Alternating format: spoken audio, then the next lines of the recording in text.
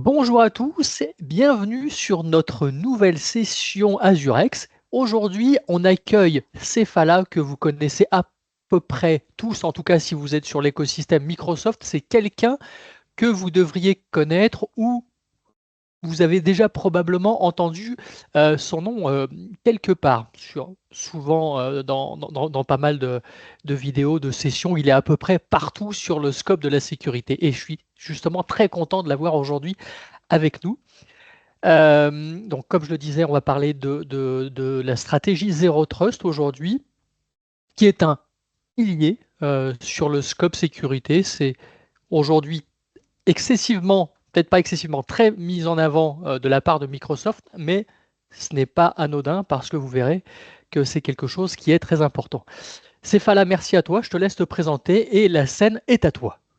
Merci beaucoup Arnaud pour la présentation et l'introduction. Merci à tous d'être venus déjà pour cette session qui va effectivement parler de stratégie Zero Trust de manière un peu plus globale. On va voir, en fait, on va essayer d'être un petit peu agnostique et on va essayer de voir avec quels moyens techniques on va pouvoir faire un mapping technologique au principe du Zero Trust. Donc pour ceux qui ne me connaissent pas, c'est Falata Guru. Je suis tout simplement un internaute parmi tant d'autres qui est passionné de sécurité et de Microsoft. Et moi, j'interviens en tant que consultant au sein de mes clients pour la stratégie, le conseil, du consulting forcément, et puis aussi des projets, donc autour de l'identité, autour de la sécurité, de la cybersécurité, et beaucoup de cloud Azure finalement, parce que j'ai toujours fait de l'Azure depuis que c'est sorti. Et aujourd'hui, voilà, je vais vous parler de sécurité. Donc, tout le monde voit bien mon écran, côté participant, c'est bon? Impec. Très bien. Donc, en termes d'agenda, l'agenda est pas long. En fait, on va voir un petit peu le From Zero Trust to ZTNA, puisqu'en fait, justement, comme je l'expliquais au début, on en parlait un peu en préambule avant l'enregistrement. Le Zero Trust, c'est un concept fondamental, c'est un framework, c'est une stratégie, c'est un état d'esprit. Ce n'est pas une technologie en tant que telle, d'accord? C'est un peu quand vous allez comparer avec du DevOps. Effectivement, j'entends souvent parler, oui, je cherche par exemple, un architecte DevOps. Alors en fait, ça veut tout dire et rien dire.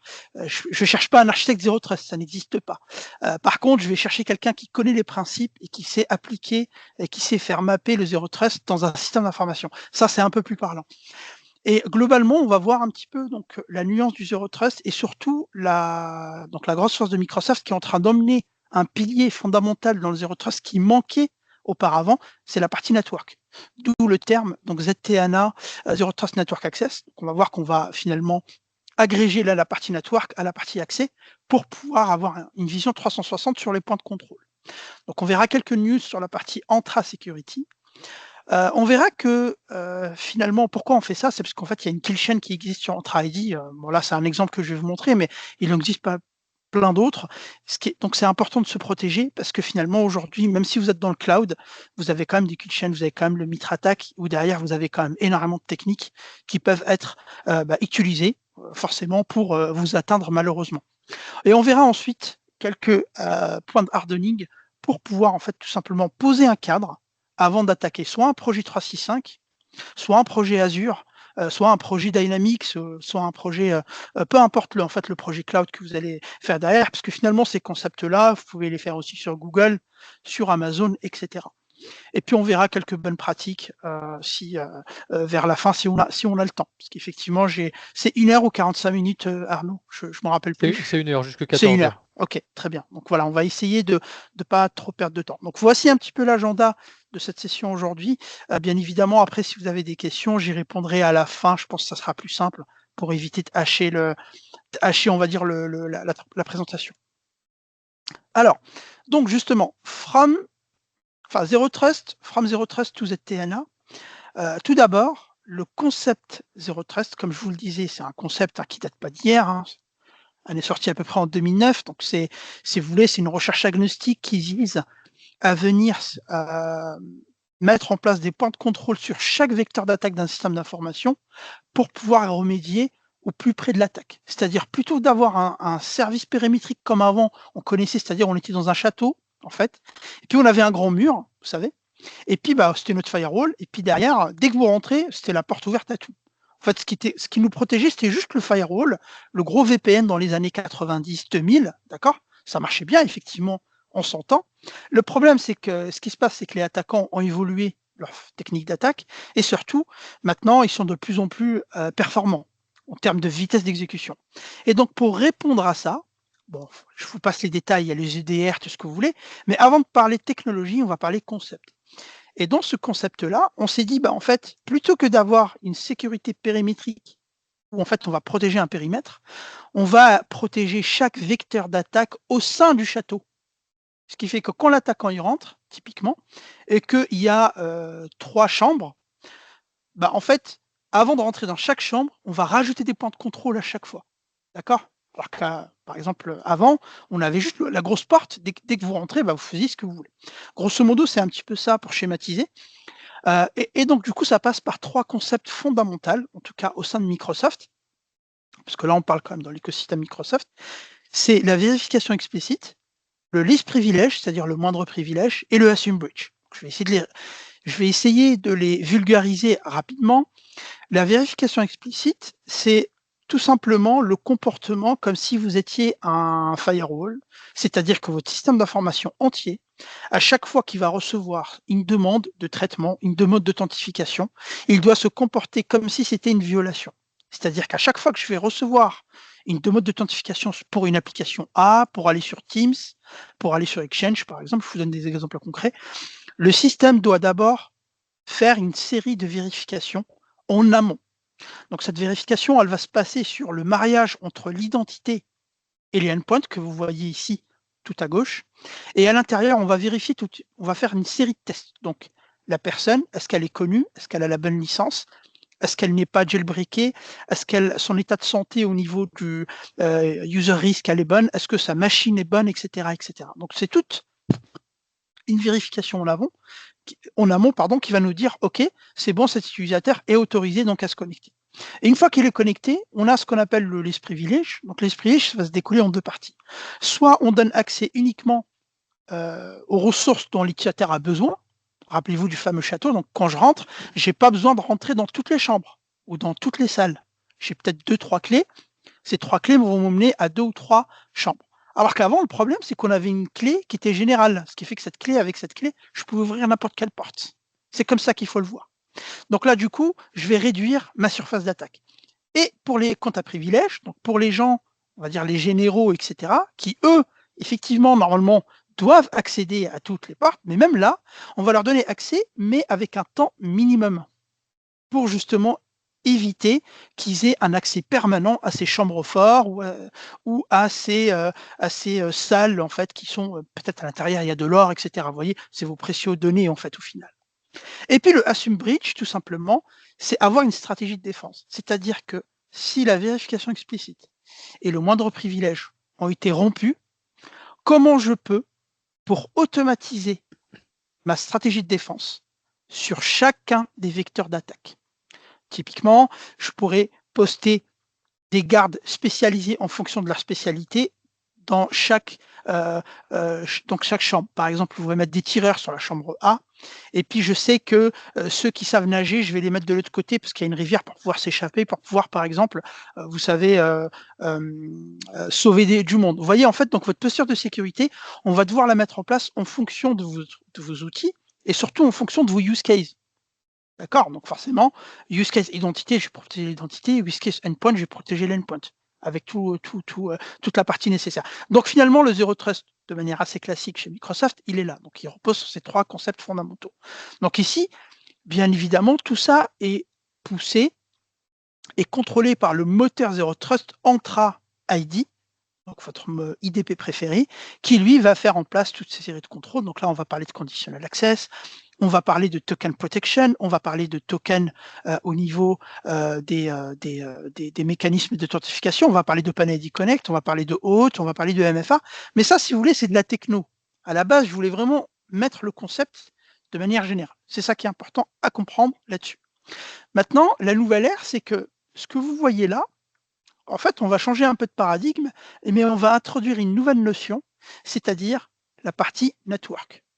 Et ce qui fait que ça devient intéressant, puisque du coup, l'accès à n'importe quelle ressource va aussi être accompagné par un nouveau paradigme qui est le network, donc ce qu'on appelle le Global Secure Access.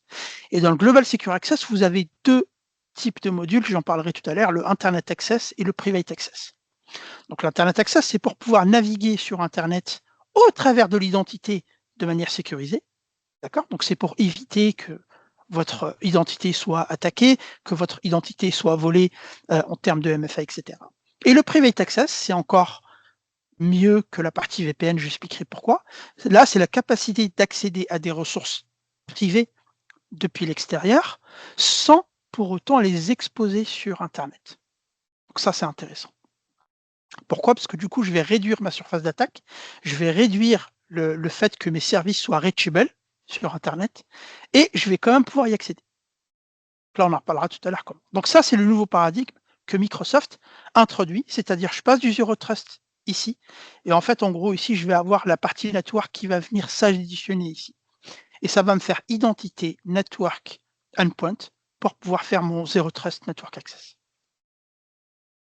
Tout ça s'inscrit dans la nouveauté que Microsoft a sortie, vous avez normalement déjà tous entendu parler, qui est Microsoft Entra Suite. Et dans Microsoft Entra Suite, bien évidemment, vous retrouvez déjà la partie Entra ID P1 et P2, d'accord? Mais vous allez aussi retrouver donc les modules Global Secure Access, à savoir Internet Access et Private Access.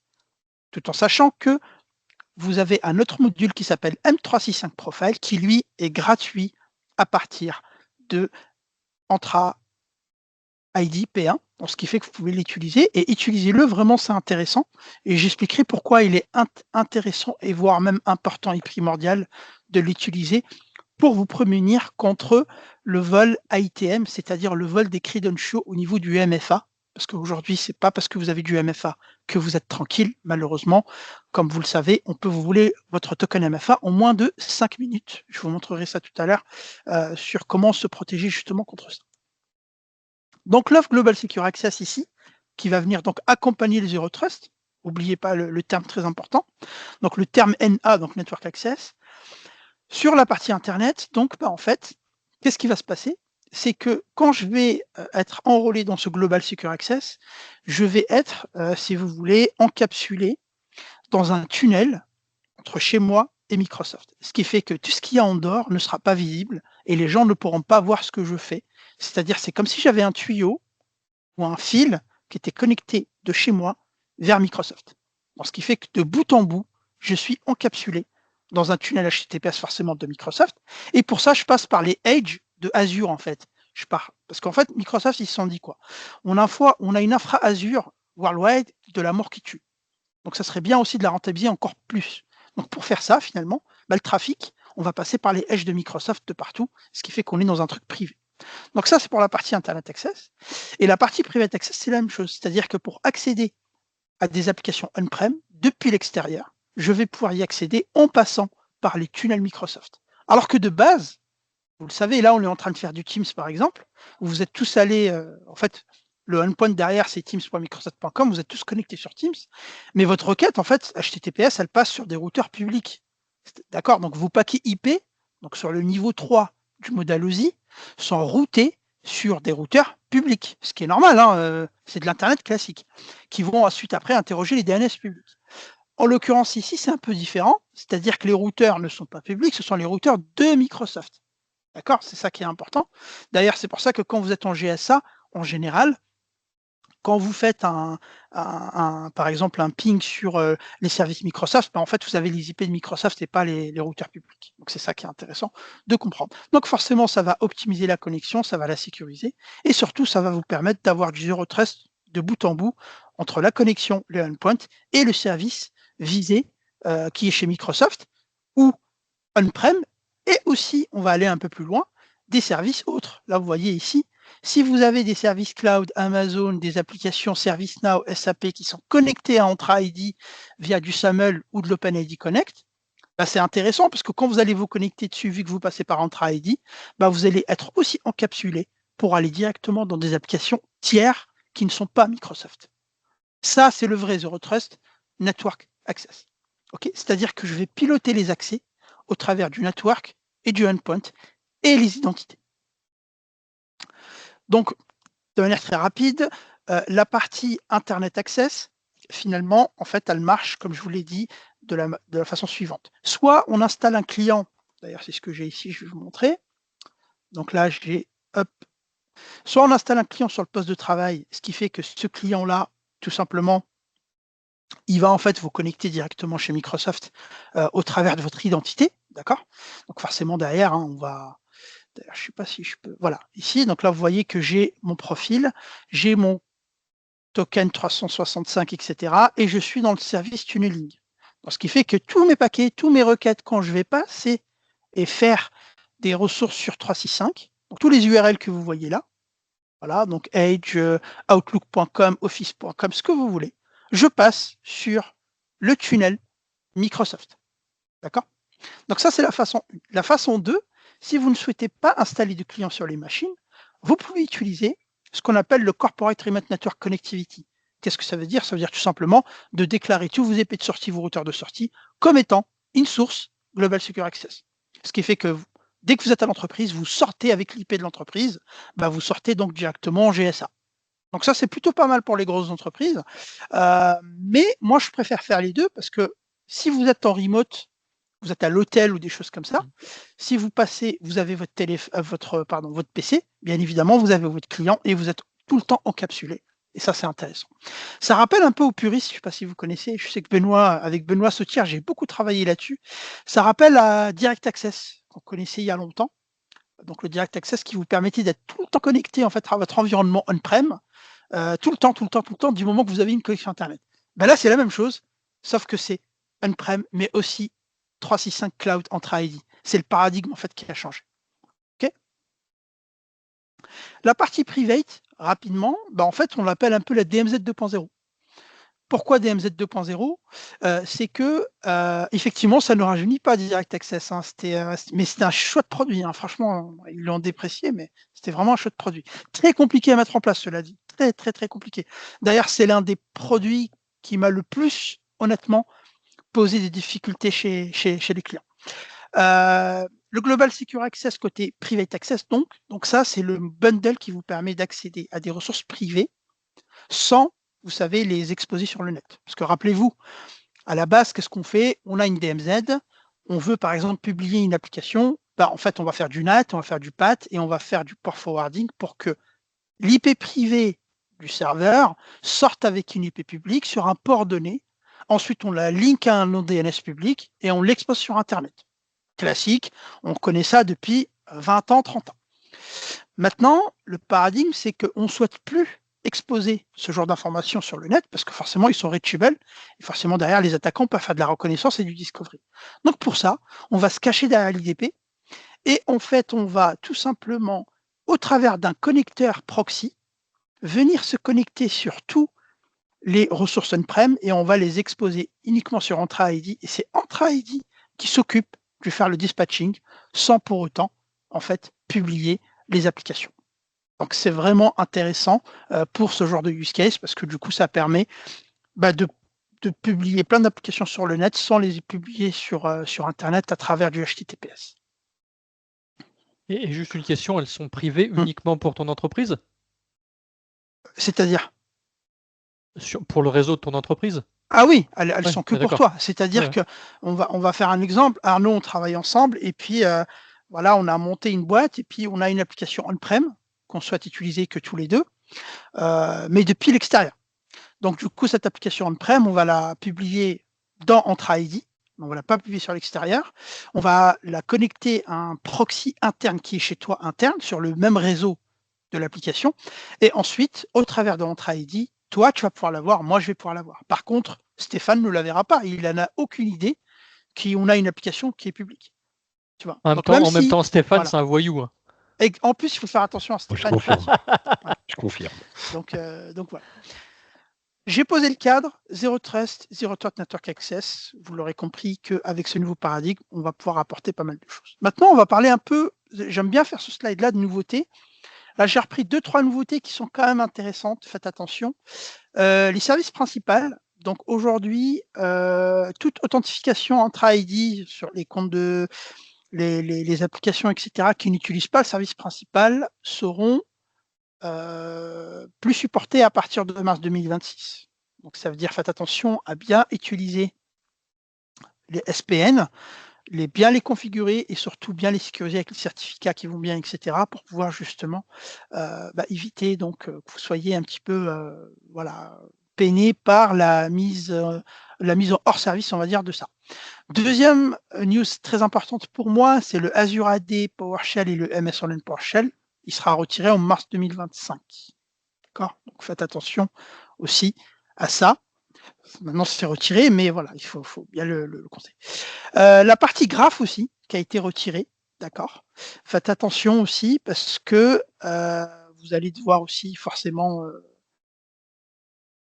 faire vos migrations vers Microsoft Graph, qui est nouveau, qui permet de faire ça. Ça, c'est vraiment, j'aime bien refaire ces trucs-là.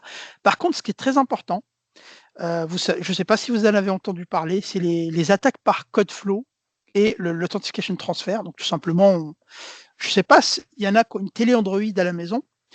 Je ne sais pas si vous avez remarqué, quand vous connectez par exemple sur Amazon, au lieu de mettre le mot de passe, il vous dit en fait d'y aller sur devicelogin.com et il vous donne un code de device. En fait, vous mettez le code, c'est vrai que c'est pratique. Vous mettez le code, vous linkez avec votre téléphone et ça fonctionne.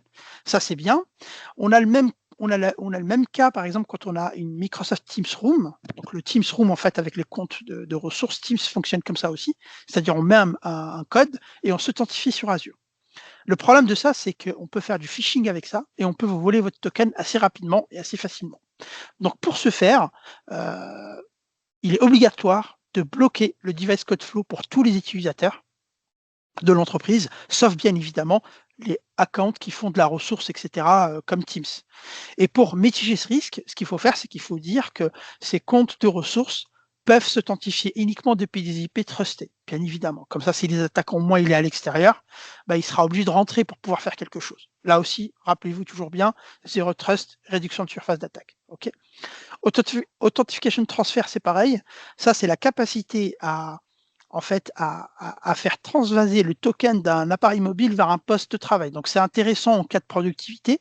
Par contre, si un attaquant il peut le faire, ça veut dire que depuis un téléphone, s'il a hacké votre téléphone, il peut arriver sur votre PC. Donc, si vous n'en avez pas besoin, il faut également le bloquer. Donc, je vous ai mis ici aussi le lien, comme ça vous pourrez le voir. De toute façon, je te donnerai les slides, Arnaud, afin que tu puisses les partager, bien évidemment, au travers de la vidéo. Comme ça, vous pourrez voir un petit peu les nouveautés. Justement, Microsoft aussi, comme vous le savez, avant, quand on parlait de sécurité et Microsoft, on rigolait tous, il y a 15-20 ans. Il faut savoir que maintenant, c'est le plus grand acteur de sécurité au monde. D'accord? C'est le plus grand acteur de sécurité au monde. Donc, je répète une deuxième fois, c'est important. Pourquoi? Parce qu'en fait, Microsoft aujourd'hui, alors bien évidemment déjà par la puissance de frappe, rachète énormément de sociétés en termes de sécu, forcément des startups ou des entreprises en devenir, etc. Et surtout, ils ont initié une initiative, ce qu'on appelle le Secure Feature Initiative. C'est-à-dire que on sécurise by design, on sécurise by default et on sécurise les opérations. Donc en fait, c'est une initiative qui a été portée par Satya Nadella qui vise à mettre de la sécurité partout. C'est-à-dire que la sécurité devient la priorité number one. Ce n'est plus la productivité, ce n'est plus la end-user experience, ce n'est plus est-ce que le produit va bien marcher, etc. Là, c'est vraiment la sécurité avant toute chose, parce qu'ils savent très bien, ils ont compris que ça a un enjeu tellement important, déjà pour leur image, pour leurs clients et pour leur business, qu'ils se sont dit, effectivement, on va devoir mettre ça en place. Donc, pour mettre ça en place, c'est l'équivalent de plus de 34 000 full-time job ingénieurs de sécurité qui travaillent sur ce genre de projet au sein de Microsoft directement. Et tout le core business, tout le code, on va dire tous les tests, etc., sont dans ce qu'on appelle dans un processus de continuous improvement, d'accord? Donc, amélioration continue de la sécurité, de contrôle de sécurité. Donc, tout est sécurisé by design sur toutes ces choses-là. Et en plus, ils ont lancé une académie pour en plus sensibiliser à la sécurité donc, auprès de leurs employés et d'apporter encore plus de culture de sécurité au sein de la société. Donc important. Et bien évidemment, je fais pas vous avez le lien, vous pourrez visiter, c'est intéressant à lire l'article. Bien sûr, vous savez que Microsoft fait partie aussi du groupe MISA. Donc le groupe MISA, c'est un collectif de compagnies global, hein, donc vous avez Forcepoint, vous avez Cisco, vous avez Google, vous avez en fait toutes les grosses entreprises, MISA, donc MISA, qui participent en fait tous ensemble avec un effort collectif à proposer des stratégies de sécurité de manière globale. Donc là, pour le coup, le temps d'une réunion, le temps d'une semaine, ils sont plus concurrents, ils sont comme ça pour pouvoir, en fait, parce que la sécurité, c'est une affaire de tous. Et en fait, si vous voulez, si par exemple Amazon tombe, en fait, il y aura quand même un marché au moins avec Microsoft et inversement. Parce qu'en fait, tous les écosystèmes sont liés aujourd'hui. Donc, ils ont tout intérêt à travailler ensemble pour justement contre-attaquer en fait ces attaquants qui nous peinent quand même depuis maintenant plusieurs années. Donc, quelques nouveautés aussi par rapport à la partie MFA. Donc là, vous avez la timeline. Donc là, on est sur la partie 2025 aujourd'hui. Bien évidemment, bientôt, tous les interfaces d'administration vont passer sous MFA. Donc, vous serez obligé de passer sur du MFA dessus. Donc, faites attention. Et forcément, qui dit MFA partout, ça va poser la question pour le compte brise-glace. Parce que vous vous rappelez, le compte brise-glace, normalement, doit être son MFA avec un mot de passe fort. Parce que justement, si le service MFA tombe, on va pouvoir le récupérer, etc. Maintenant, vu que le MFA sera obligatoire, on va devoir trouver une autre alternative et Microsoft a réfléchi à ça en proposant, en fait, donc du coup, de mettre en place de la clé FIDO2 directement sur le compte brise-glace. Pourquoi? Parce qu'en fait, l'authentification FIDO2 n'est pas sur le même stack que l'authentification MFA. Ce qui fait que si le MFA tombe, on ne sera pas touché par l'authentification FIDO2, parce que nous, on a notre clé de sécurité, et on va pouvoir s'authentifier sans problème pour pouvoir justement faire les opérations d'un compte brise-glace. D'accord? Donc faites très attention à bien utiliser donc la clé FIDO pour vos comptes brise-glace maintenant, et ne plus utiliser le MFA, ne plus le laisser par défaut, parce que vous allez vous choper le MFA un jour ou l'autre, qui va arriver bientôt aussi. Et une autre nouveauté que j'aime beaucoup et que je trouve qu'elle est honnêtement sous-cotée et que beaucoup de gens ne l'utilisent pas, c'est si vous avez Windows 11 et que vous êtes en intra-join uniquement, donc plus d'hybridation. D'ailleurs, je vous rappelle que l'hybridation, ce n'est plus en vogue. Hein. Maintenant, la best practice, c'est que le tier 2 au niveau AD, c'est-à-dire les machines, doivent passer en intra-join et on évite de les mettre dans le domaine quand c'est possible, bien sûr, ça dépend de votre paradigme.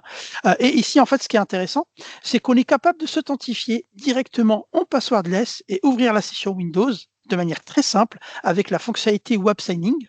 Donc, et on est capable d'ouvrir la session Windows avec son téléphone avec l'authenticator. Donc, c'est intéressant.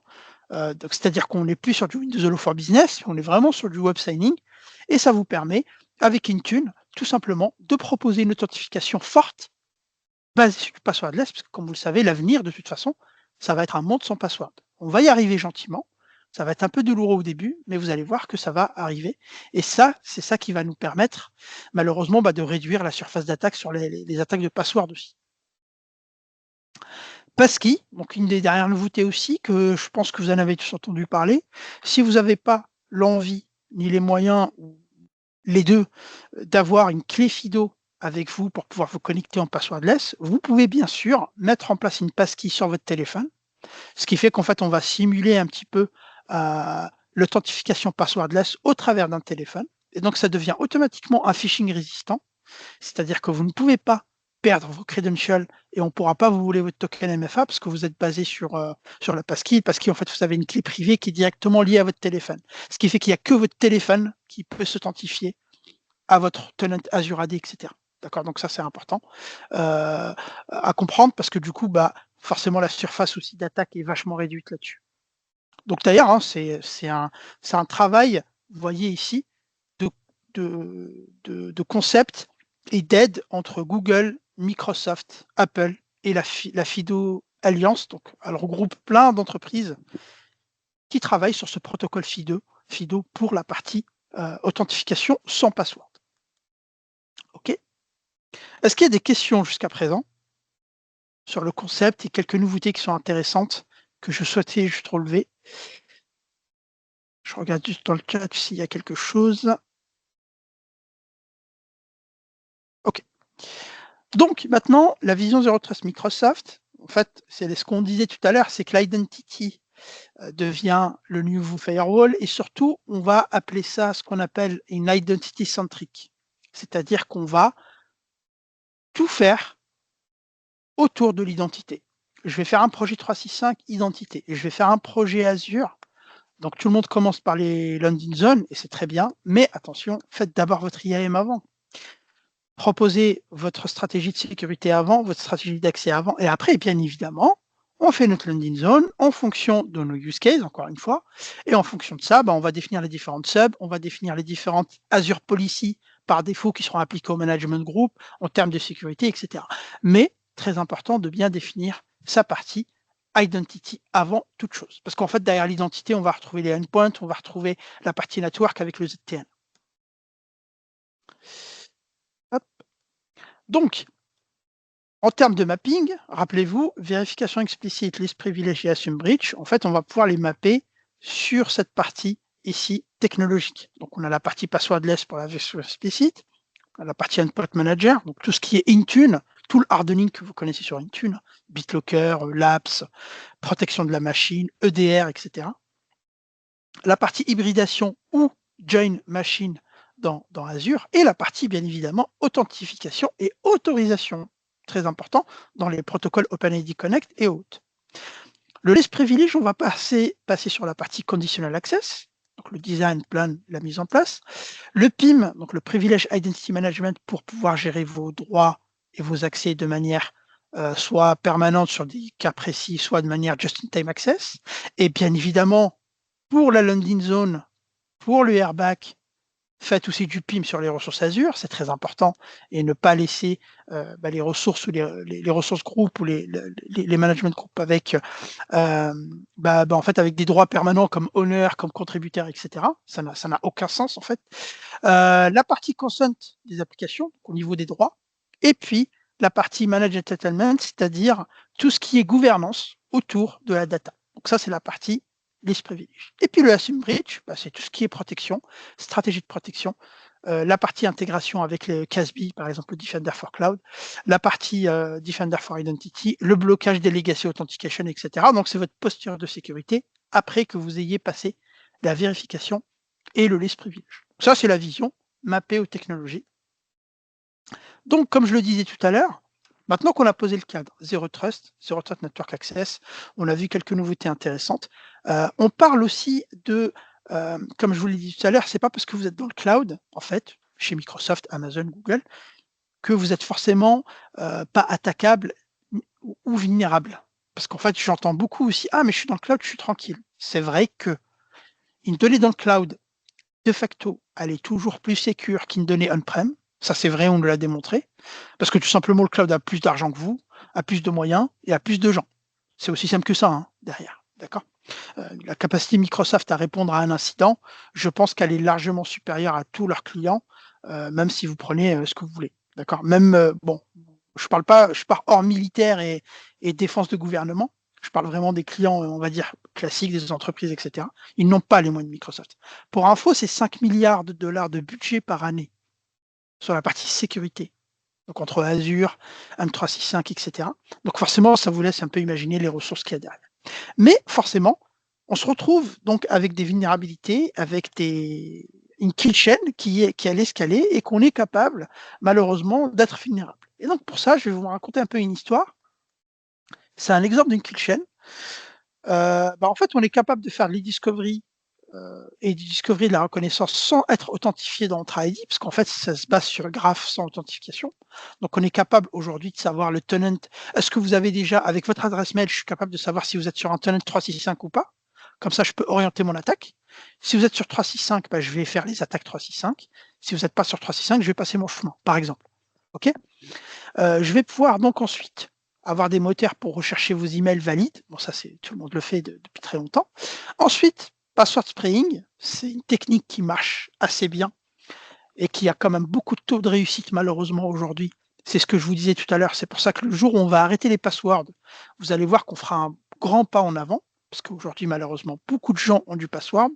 Après, vous allez dire, oui, mais il a du MFA. En fait, comme je vous le disais, même si tu as du MFA, tu n'es pas sûr d'être protégé à 100%, parce que si j'ai ton password et que voire même si je n'ai pas ton password, je peux quand même te voler ton token MFA au travers d'un reverse proxy que je vais mettre entre toi et Microsoft. et tu vas me donner ta session. Et ta session, en fait, dedans, il y aura le MFA, plus le password, plus le username. Je n'ai plus qu'à l'injecter dans un cookie et terminé. D'accord. Vous avez aussi les comptes qui sont synchronisés d'on-prem vers le cloud, avec donc le moteur qui s'appelle Entra Connect, Entra Connect Sync, donc l'AD Connect.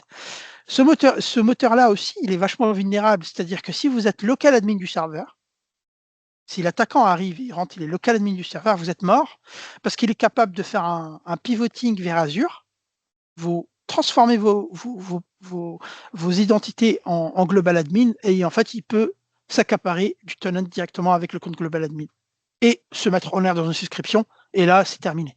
D'accord. Donc, il faut aussi faire attention à ça. Donc, en fait, on a plein de vecteurs d'attaque qui arrivent quand on est dans le cloud, que ce soit au niveau hybridation ou au niveau cloud only. D'accord. Ça, c'est important aussi de comprendre. Et puis ensuite, vous avez aussi quelques types d'attaques comme le DC Sync. Donc, bon, c'est une attaque qui est trop connue, donc les EDR arrivent à bien la détecter, mais sachez quand même que ça peut exister, et puis voilà, ça peut arriver. Vous avez aussi les gens qui activent le Seamless SSO dans la Connect. Ça vous crée un objet ici, Azure AD Connect SSO, qui vous permet de faire le SSO en fait, hein, d'accord, donc qui permet de prendre le token et puis de vous authentifier plusieurs fois sans remettre vos identifiants. Le problème, c'est qu'on est capable aussi, malheureusement, d'exploiter cet objet-là pour en faire une attaque. Donc, alors forcément, ça voudrait dire que je suis rentré dans votre AD. Hein. Donc, bien évidemment, toute proportion gardée, mais quand même, ça veut dire que si je suis dans votre AD ou si je suis dans votre AD Connect, je suis capable de remonter dans le cloud. Donc, ce qui fait qu'il c'est pas vraiment opaque, parce que forcément, c'est connecté. Et ça, c'est important.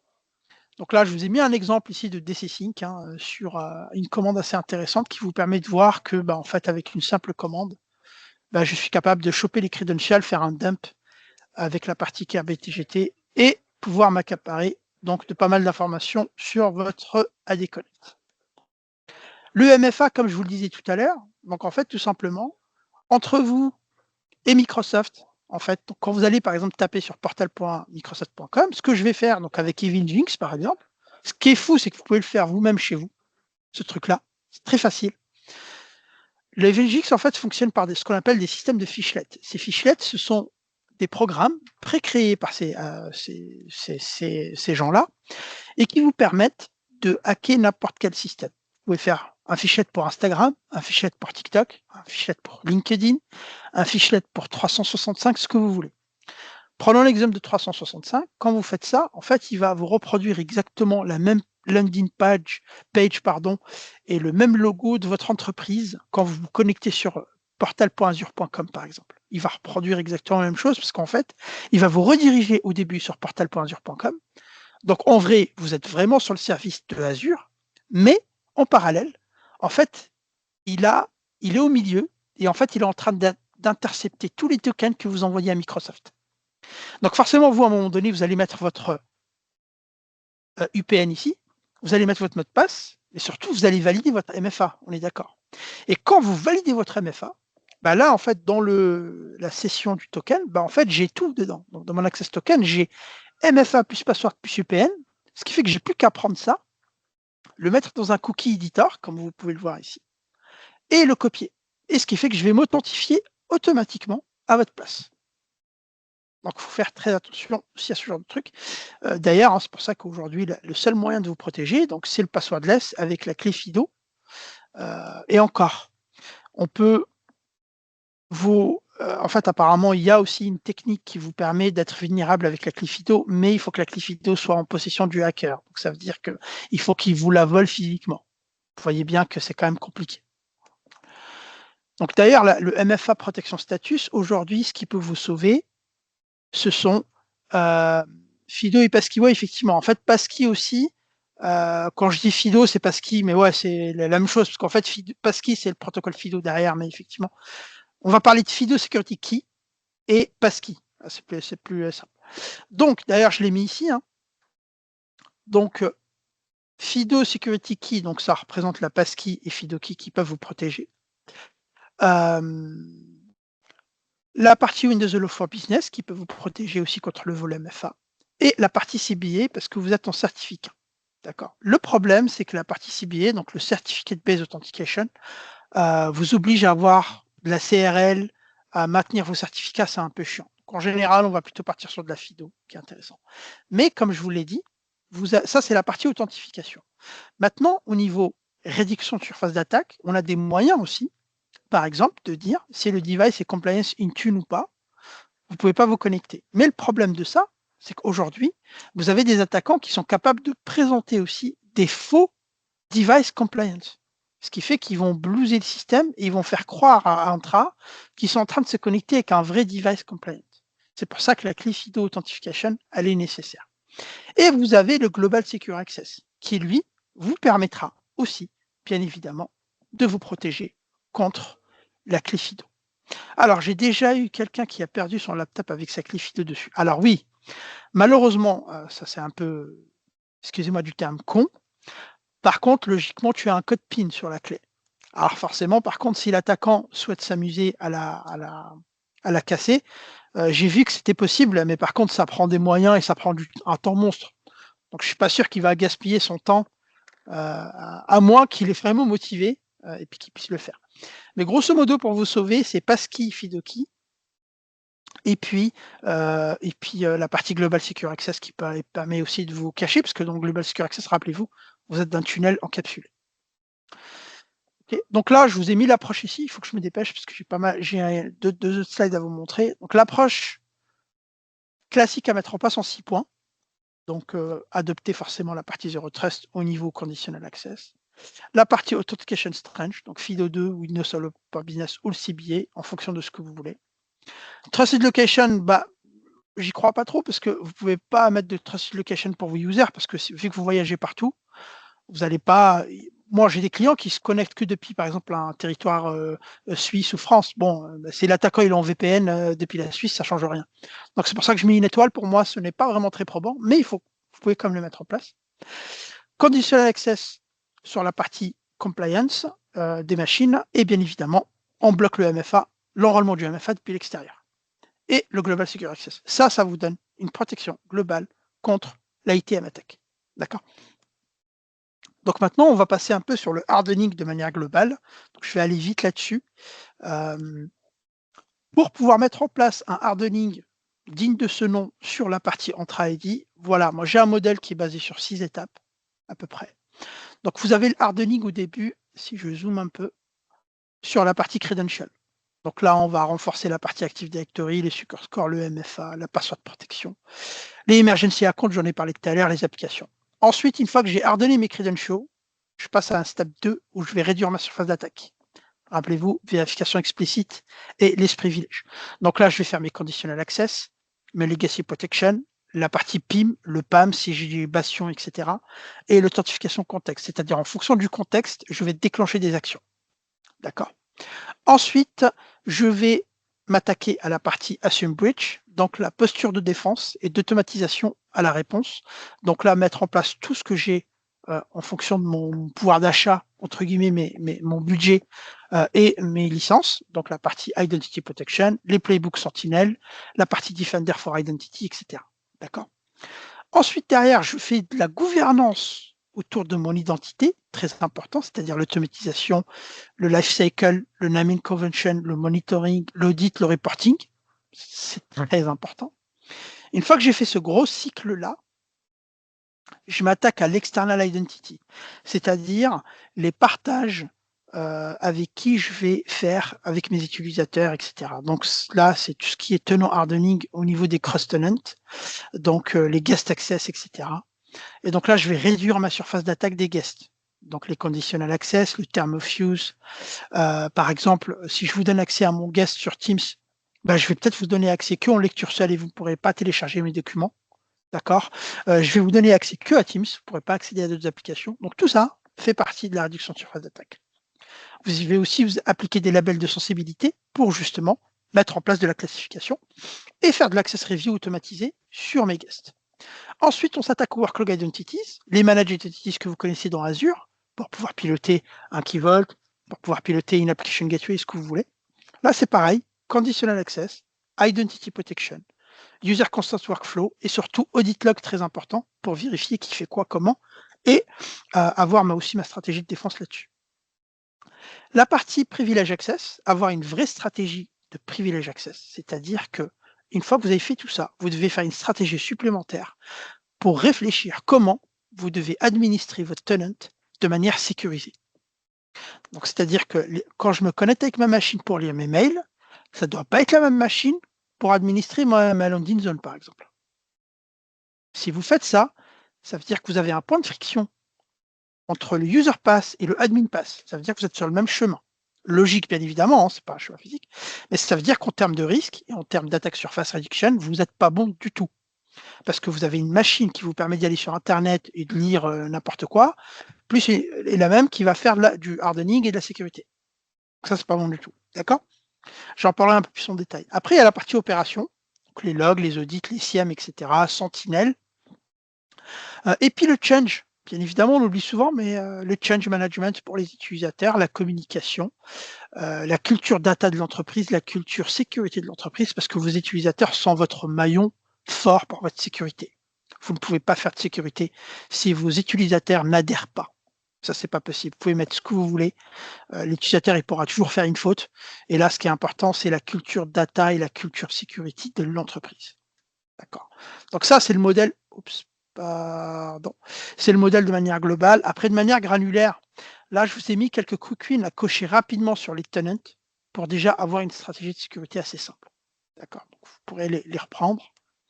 Là aussi, voilà, cochez tout ce que je vous mets ici en rouge, parce que par défaut, ils sont en fait malheureusement sur yes ou ils ne sont pas cochés. Donc la partie hardening, bon ben voilà, là, je vais passer vite. Le plus important, n'oubliez pas, le compte brise-glace, FI de 2. Et il faut avoir 2 comptes et définir une clé de cérémonie. D'accord? Donc je ne sais pas si vous savez ce que c'est une clé de cérémonie et est-ce que vous en avez déjà vécu une? Est-ce que vous en avez déjà fait une? Vous savez que la cérémonie, c'est comment je vais gérer ma clé privée, comment je vais faire une rotation de ma clé privée et comment je vais pouvoir la gérer de manière avec de la gouvernance. C'est-à-dire qu'il me faut un maître des clés, il me faut des témoins et ensuite il me faut les RSSI et on fait notre rotation de clés et il me faut quelqu'un qui atteste que la clé est bonne et qui n'est pas compromise. D'accord? La partie MFA aussi, hein, donc vous avez pas mal d'options, etc. Conditional access, donc faire du hardening conditional access de manière globale pour qu'il soit flexible, granulaire et surtout adaptable en termes de troubleshooting, c'est très important aussi. Donc là, je vous ai mis quelques exemples de conditional access qu'on met en place sur 3 areas en général, l'authentification, le device access policy et le strict security policy. Donc il y a 3 façons de faire. Ce qui fait que derrière, quand je vais piloter ma landing zone, quand je vais piloter mon M365, là, je suis bien sécurisé avant d'arriver à faire quoi que ce soit. D'accord. En fait, si vous voulez, ce qu'il faut voir, ce qu'on est en train de faire là, c'est avant de poser les Azure Policy, avant de poser vos conventions de nommage, vos tags et votre hardening dans Azure. Hein. Ça, c'est bien en amont et c'est le plus important. C'est le concept du Zero Trust de manière globale et qui s'inscrit, bien évidemment, dans un projet Azure 365 agnostique. OK ? Le Protected Action, intéressant, c'est-à-dire qu'on va pouvoir contrôler selon en fait la nature de l'action. Si elle est importante, on va mettre de la sécurité encore plus importante dessus. Typiquement, je vous donne un exemple simple. Quand vous faites un virement dans depuis votre compte bancaire, application, quand vous avez un bénéficiaire qui est déjà connu, vous avez remarqué, en général, il ne vous demande pas de vous authentifier de MFA, etc. Par contre, si vous souhaitez rajouter un nouveau bénéficiaire, donc là, c'est une action protégée. Dans ce cas-là, on va rajouter une sécurité supplémentaire. Toujours une fois, Zero Trust. OK ? Le PIM, forcément, j'en ai parlé, à mettre en place rapidement et sur tous les rôles. Bien évidemment, basez-le sur des groupes, très important, et protégez-le avec les administratifs unit. La protection des identités on-prem, très important, c'est-à-dire que là, il va falloir les protéger avec Defender for Identity si vous avez des contrôleurs de domaine. Et là, aujourd'hui, on est capable de les protéger sur la partie AD, la partie Intra-Connect, la partie ADFS et la partie certificat aussi. Intéressant. Pour finir ensuite, donc la partie External Identity, j'en ai parlé, gérer votre guest access, une stratégie de guest access, bloquer tout ce qu'il faut être bloqué et ne autoriser uniquement, bien évidemment, les domaines approuvés, ça va de soi, mais pratiquement personne ne le fait malheureusement. Et bien sûr, demander le MFA obligatoire avant que les personnes se connectent chez vous. Je vous les laisse ici 9 points de contrôle pour avoir une stratégie de guest claire et précise sur la partie hardening. D'accord? Et s'il vous plaît, là je vais m'attarder juste un peu sur ce point, s'il vous plaît, arrêtez de donner des droits guest dans des souscriptions. Quand je vais chez des clients et on me donne un compte guest et dedans on me met, je sais pas, un reader ou machin avec mon compte guest sur Azure, s'il vous plaît, arrêtez de faire ça. La meilleure pratique, c'est de créer un user dans l'Azure AD du client et de le donner, même si c'est de la lecture seule. Ça évite d'étendre la surface d'attaque. Parce que moi, je suis guest, vous savez pas ce que je fais avec votre compte derrière quand je suis pas chez vous. Vous savez pas si je peux avoir une attaque par supply chain. Vous le savez pas. Donc faites très attention à ça. Alors que si vous donnez votre compte, c'est vous qui le gérez. C'est vous qui en avez la maîtrise. D'accord? Les workload identities, donc tout ce qui est manage identities, etc. Donc là, je vous ai mis aussi les best practices, déployer les access review, faire les conditions access qui vont bien, que je vous ai donné dans les exemples, déployer la partie identity protection, faire le user consent workflow, c'est-à-dire qu'il n'y a que les admins qui doivent consentir en fonction du niveau de risque, et bien évidemment, auditer et loguer ça dans le CASB et dans Sentinel ou dans Splunk si vous avez un autre site. Privilege Access Workstation, ce que je vous disais tout à l'heure, le chemin admin ne doit pas être le même que le user pass, très important. Et donc là, je vous ai mis ici une capture rapidos, donc un GIF qui permet de dire comment. Donc là, dans ce slide, vous avez toutes les bonnes pratiques pour pouvoir administrer une landing zone, par exemple, sur Azure, parce que c'est des cas que je mets beaucoup en place chez des clients, de manière sécurisée avec un compte et surtout une machine PO, c'est-à-dire Privilege Access Workstation.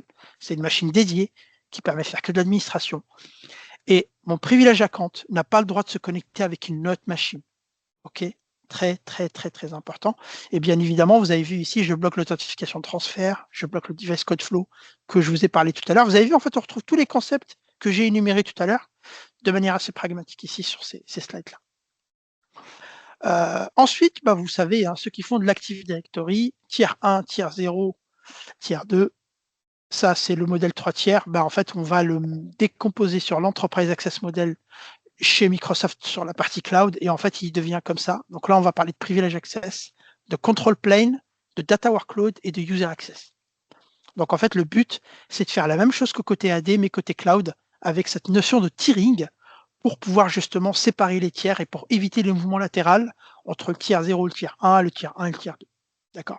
Et donc tout ça, ça passe surtout par ce slide-là, qui est la mise en place de la séparation entre les admins et les comptes standards.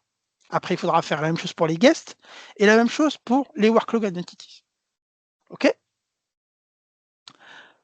L'opération, bien sûr, donc avoir des alertes unifiées, bien évidemment, avoir un management d'incidents unifié, donc ça c'est votre posture de sécurité, ça c'est votre Assume Breach, c'est le troisième pilier que je suis en train d'attaquer.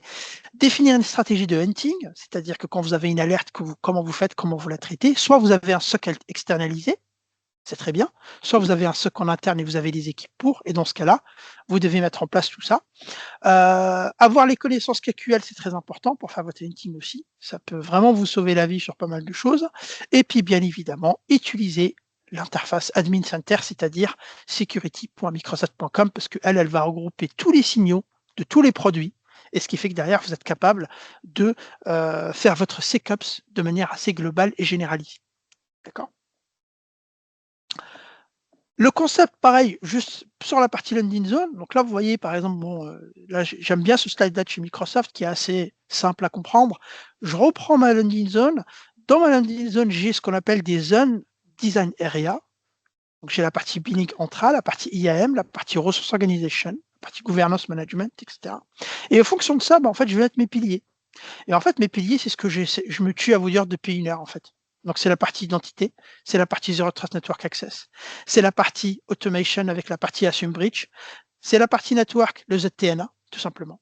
Et la security, quand vous faites de la sécurité de manière globale, en fait, on va attaquer tous les piliers. Donc, la partie Defender, donc Defender for Cloud dans Azure, la partie automatisation dans la partie DevOps, etc., etc. Donc, en fait, finalement, ce qu'il faut comprendre, c'est que quel que soit le concept, quel que soit le design que vous faites, vous devez respecter ces piliers-là pour pouvoir avoir une stratégie claire en termes de sécurité. Et ça passe par les 3 piliers, vérification explicite, less privilege et assume breach.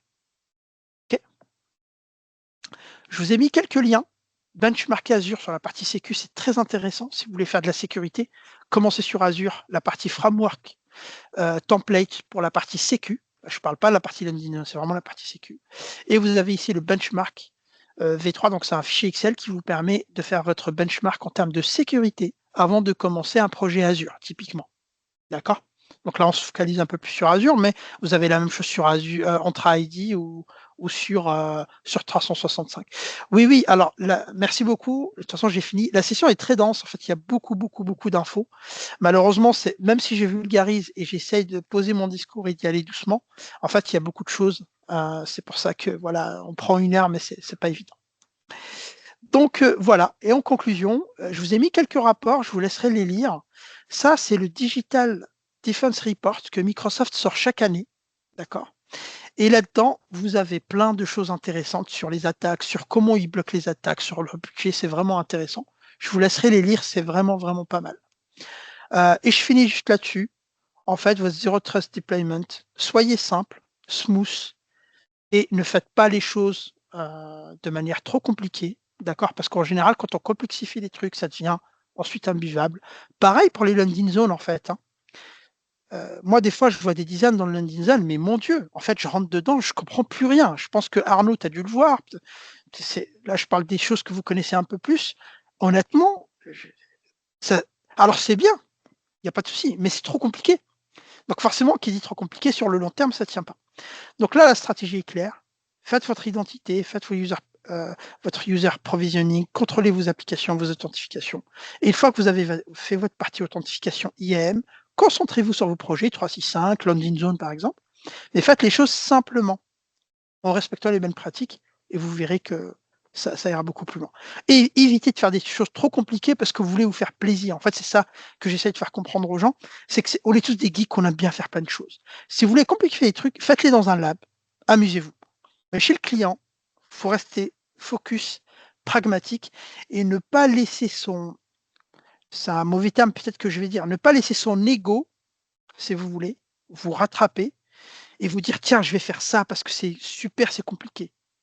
Oui, c'est bien super, c'est compliqué, mais ça rendra pas votre service ni à vous ni à votre client. Voilà, donc je finis là-dessus. Et bien évidemment, le point 12, je pense qu'il est très important et c'est pour ça qu'on est tous là.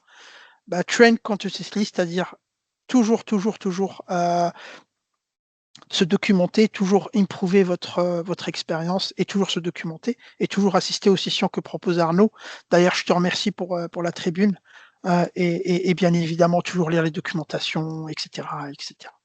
Voilà, donc avec un peu de retard, je finalise malheureusement, heureusement, je sais pas, cette partie. Donc désolé du retard et bien évidemment, si vous avez des questions, je suis tout oui.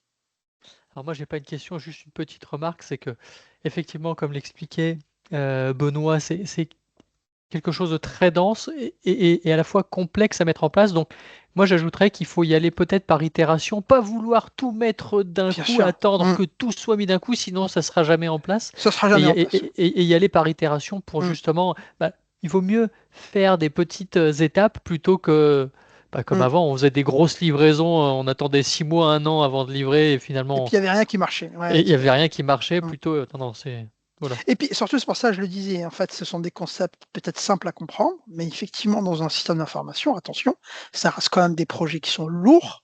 Hmm. Vous n'allez pas faire ça en 2 mois, quoi. C'est vraiment des gros projets, il faut un chef de projet, il faut des gens qui connaissent bien le métier et qui connaissent bien évidemment, ce qu'ils font. Et comme tu dis, l'itération, elle est hyper importante, D'autant primordiale plus, même.